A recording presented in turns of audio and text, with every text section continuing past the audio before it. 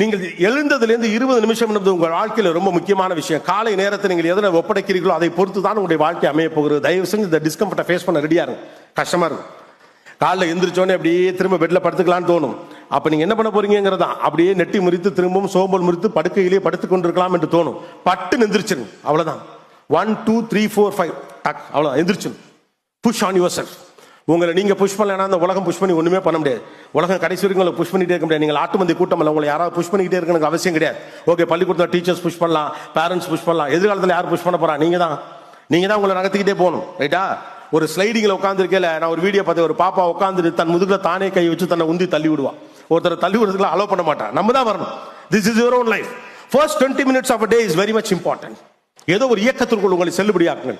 உலகம் முழுக்க இருக்கக்கூடிய வெற்றியாளர்கள் எல்லாரும் காலை எழுந்தவுடன் தங்கள் முதல் 20 நிமிஷத்தை ஏதோ ஒரு இயக்கத்தோடு தொடர்புபடுத்துறாங்க.